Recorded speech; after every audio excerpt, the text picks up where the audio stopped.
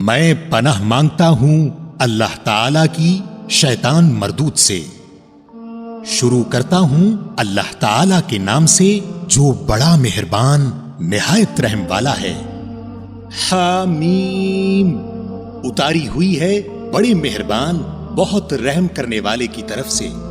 ایسی کتاب ہے جس کی آیتوں کی واضح تفصیل کی گئی ہے، اس حال میں کہ قرآن عربی زبان میں ہے، اس قوم کے لیے جو جانتی ہے۔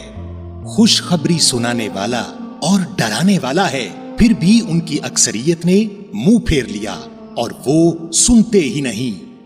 اور انہوں نے کہا کہ تو جس کی طرف ہمیں بلا رہا ہے، ہمارے دل تو اس سے پردے میں ہیں اور ہمارے کانوں میں گرانی ہے، اور ہم میں اور تجھ میں ایک حجاب ہے۔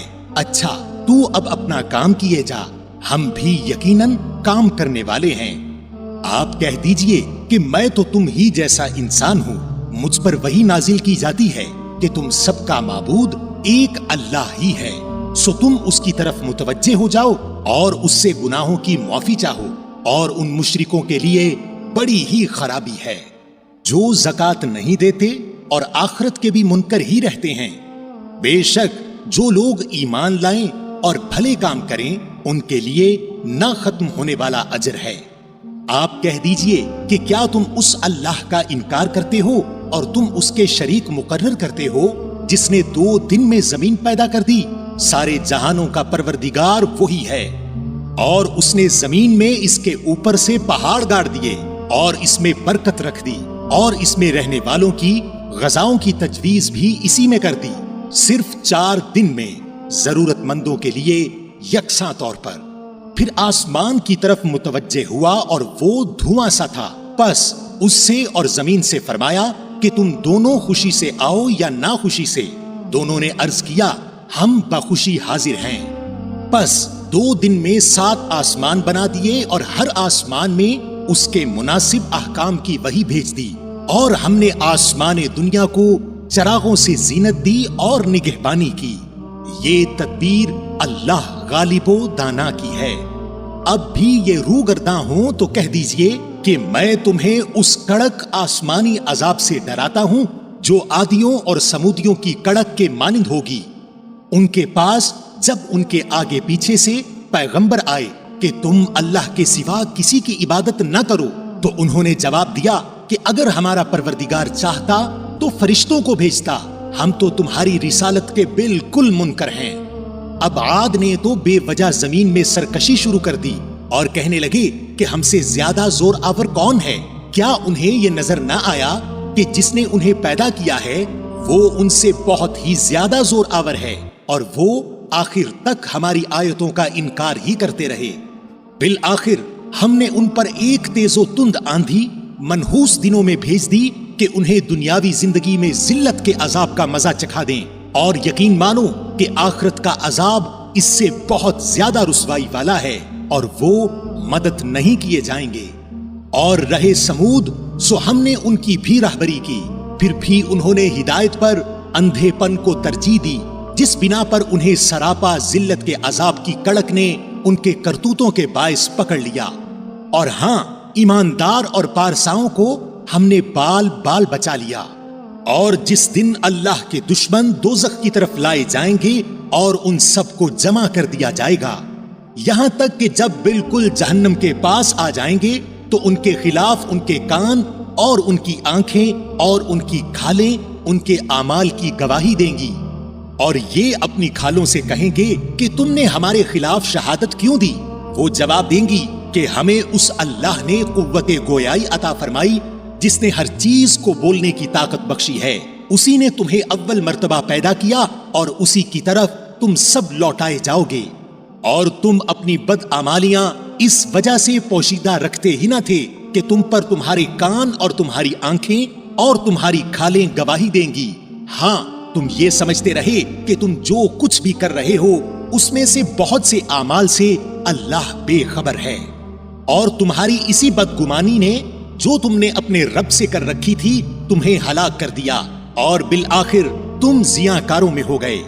اب اگر یہ صبر کریں تو بھی ان کا ٹھکانہ جہنم ہی ہے، اور اگر یہ عذرو معافی کے خواستگار ہوں تو بھی معذور و معاف نہیں کیے جائیں گے۔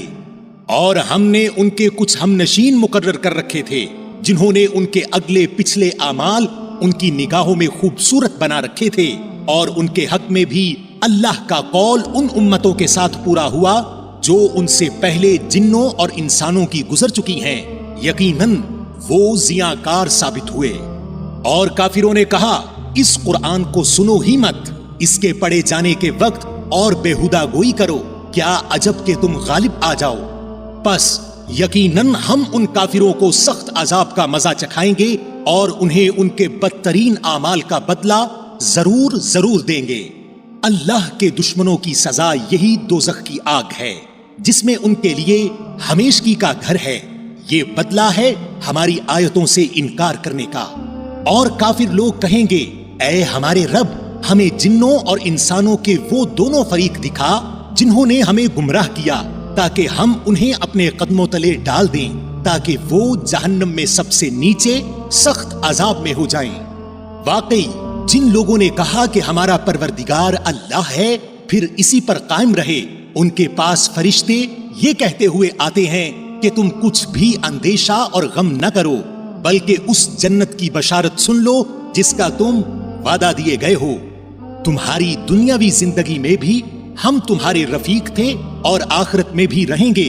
جس چیز کو تمہارا جی چاہے اور جو کچھ تم مانگو سب تمہارے لیے جنت میں موجود ہے۔ غفور الرحیم معبود کی طرف سے یہ سب کچھ بطور مہمانی کے ہے۔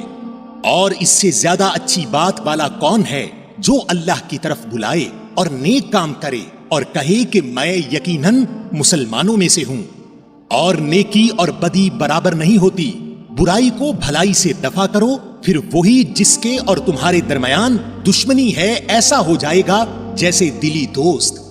اور یہ بات انہی کو نصیب ہوتی ہے جو صبر کریں، اور اسے سوائے بڑے نصیبے والوں کے کوئی نہیں پا سکتا۔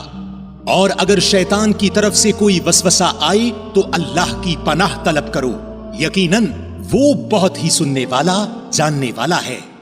اور دن رات اور سورج چاند بھی اسی کی نشانیوں میں سے ہیں۔ تم سورج کو سجدہ نہ کرو نہ چاند کو، بلکہ سجدہ اس اللہ کے لیے کرو جس نے ان سب کو پیدا کیا ہے، اگر تمہیں اسی کی عبادت کرنی ہے تو۔ پھر بھی اگر یہ کبر و غرور کریں تو وہ فرشتے جو آپ کے رب کے نزدیک ہیں وہ تو رات دن اس کی تسبیح بیان کر رہے ہیں اور کسی وقت بھی نہیں اکتاتے۔ اور اس اللہ کی نشانیوں میں سے یہ بھی ہے کہ تو زمین کو دبی دبائی دیکھتا ہے، پھر جب ہم اس پر مینہ برساتے ہیں تو وہ تر و تازہ ہو کر ابھرنے لگتی ہے۔ جس نے اسے زندہ کیا وہی یقینی طور پر مردوں کو بھی زندہ کرنے والا ہے، بے شک وہ ہر چیز پر قادر ہے۔ بے شک جو لوگ ہماری آیتوں میں کجروی کرتے ہیں وہ ہم سے کچھ مخفی نہیں۔